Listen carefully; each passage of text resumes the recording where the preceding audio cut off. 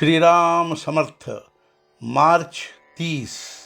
जिस घर में शांति उस घर में भगवान की बस्ती। गृहस्थाश्रम की तरह दूसरा कोई आश्रम नहीं है। नीति धर्म के रक्षण के लिए विवाह होता है। जिस घर में शांति होती है उस घर में भगवान की बस्ती होती है। जैसे किसी पदार्थ की परीक्षा उसके गंध से की जाती है, उसी प्रकार मनुष्य की परीक्षा उसकी कृति से की जाती है। किसी का भी घात नहीं करना चाहिए। हमारा बर्ताव बिना घात किए होना चाहिए। उसी को सभ्य कहा जाता है जो स्वावलंबन से अपना हित कर लेता है। कभी निराश न होते हुए कार्यरत रहना चाहिए, उसी से सफलता मिलती है।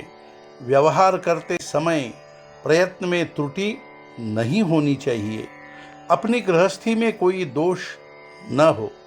मन में किसी प्रकार के रोग का भय न रखते हुए रोग के उपचार करते रहना बहुत आवश्यक है। और मन कभी उदास या निराश नहीं होना चाहिए। नातेदार, मित्र, सज्जन आदि लोगों के अधीन न होते हुए उनका समाधान करना चाहिए। शुद्ध चित्त रखकर सबसे प्रेम भाव से व्यवहार करना चाहिए। जहाँ अपनत्व होता है वही प्रेम निर्माण होता है। जिस घर में स्वार्थ का प्रमाण बढ़ता है उस घर में संतोष कम हो जाता है।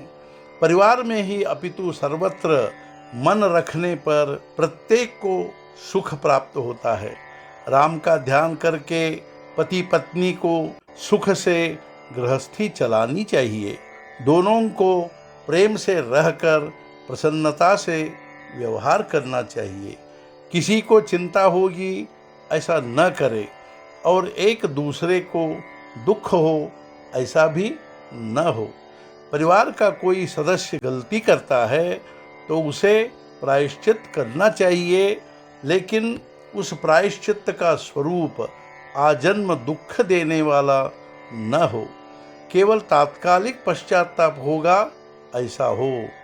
किसी से भी अयोग्य कर्म नहीं होना चाहिए, लेकिन भूल से यदि हो गया तो उसे सुधारने का प्रयत्न हो। सब उससे ऐसा व्यवहार करे कि जिससे उसमें सुधार होगा। शुद्ध आचरण हो। एक पत्नी व्रत का पालन कड़ाई से हो। प्राण की बाजी लगाकर व्यभिचार से दूर रहना चाहिए। कोई भी व्यसन नहीं होना चाहिए। नीच की संगति न करे। बुरा काम न करे। घर के दोष किसी से न कहे। किसी का भी विश्वासघात न करे। अपनी प्रतिष्ठा स्वयं ही रख ले। किसी का दुख देखकर मजा न करे। शरीर व्याधि निर्माण हुई तो त्रस्त न होकर शांति से उसे सहे। यदि किसी पर उपकार किया हो तो उसको प्रकट नहीं करना चाहिए। बाल बच्चों को संभाल कर सुखी करे और गृहस्थी में कभी उदास न हो।